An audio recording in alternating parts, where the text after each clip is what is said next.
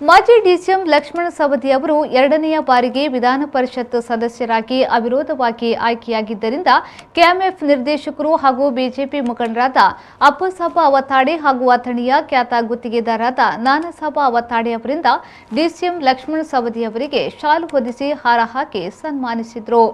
ಸನ್ಮಾನ ಸ್ವೀಕರಿಸಿ ಮಾತನಾಡಿದ ಮಾಜಿ ಡಿಸಿಎಂ ಹಾಗೂ ವಿಧಾನ ಪರಿಷತ್ನ ಸದಸ್ಯರಾದ ಲಕ್ಷ್ಮಣ ಸವದಿ ಅವರು, ನನ್ನನ್ನು ಅವಿರೋಧವಾಗಿ ಆಯ್ಕೆ ಮಾಡಿದ ರಾಷ್ಟ್ರೀಯ ಹಾಗೂ ರಾಜ್ಯದ ಎಲ್ಲ ನಾಯಕರಿಗೂ ಅಭಿನಂದನೆಯನ್ನ ಸಲ್ಲಿಸಿದ್ದೇನೆ.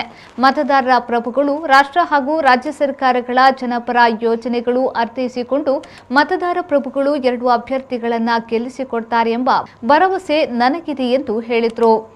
ನಾನು ರಾಜ್ಯದ ನಾಯಕರಿಗೆ ಮತ್ತು ರಾಷ್ಟ್ರೀಯ ನಾಯಕರಿಗೆಲ್ಲರಿಗೂ ಕೂಡ ಈಗಾಗಲೇ ಅಭಿನಂದನೆಗಳನ್ನು ಕೂಡ ಹೇಳಿದ್ದೀನಿ. ಮೊನ್ನೆ ಡೆಲ್ಲಿಗೆ ಹೋಗಿ ಅಮಿತ್ ಶಾ ಅವರಿಗೆ, ನಡ್ಡಾಜಿ ಅವರಿಗೆ, ರಾಜನಾಥ್ ಸಿಂಗ್ ಅವರಿಗೆ, ಅರುಣ್ ಸಿಂಗ್ ಅವರಿಗೆ ಎಲ್ಲರಿಗೆ ಭೇಟಿಯಾಗಿ ಹಂಚಿ ಒಂದು ಅಭಿನಂದನೆ ಹೇಳ್ತಕ್ಕಂಥದ್ದು ನಮ್ಮ ಕರ್ತವ್ಯನ ಮಾಡಿದ್ದೀವಿ. ಇಲ್ಲಿನೂ ಕೂಡ ರಾಜ್ಯದಲ್ಲಿ ಅಧ್ಯಕ್ಷರಿಗೆ, ಮುಖ್ಯಮಂತ್ರಿಗಳಿಗೆ, ಯಡಿಯೂರಪ್ಪನವರಿಗೂ ಕೂಡ ಹಂಚಿ ಅಭಿನಂದನೆಗಳು ಹೇಳಿದ್ದೀವಿ.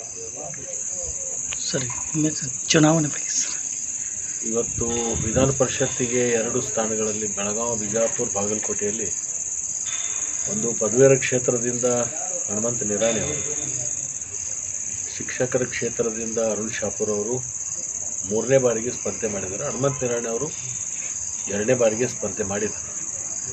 2 ಅಭ್ಯರ್ಥಿಗಳ ಬಗ್ಗೆ ನಾವು 3 ಜಿಲ್ಲೆ ಪ್ರವಾಸ ಮಾಡಿದಾಗ ಅವರಿಗೆ ಅತ್ಯಂತ ಉತ್ತಮವಾಗಿರ್ತಕ್ಕಂಥ ಪ್ರತಿಕ್ರಿಯೆ ಮತ್ತು ಬೆಂಬಲ ವ್ಯಕ್ತ ಆಗ್ತಾ ಇದೆ. ಕೆಎಂಎಫ್ ನಿರ್ದೇಶಕರು ಹಾಗೂ ಬಿಜೆಪಿ ಮುಖಂಡರಾದ ಅಪ್ಪಸಾಬ ಅವತಾಡೆ, ಅಥಣಿಯ ಖ್ಯಾತ ಗುತ್ತಿಗೆದಾರರಾದ ನಾನಸಾಬ ಅವತಾಡೆ, ಅಭಿಮಾನಿಗಳು, ಕಾರ್ಯಕರ್ತರು, ಪದಾಧಿಕಾರಿಗಳು ಮೊದಲಾದವರು ಈ ವೇಳೆ ಹಾಜರಿದ್ದರು. ಸತೀಶ್ ಕೋಳಿ, ವಿ4 ನ್ಯೂಸ್, ಅಥಣಿ.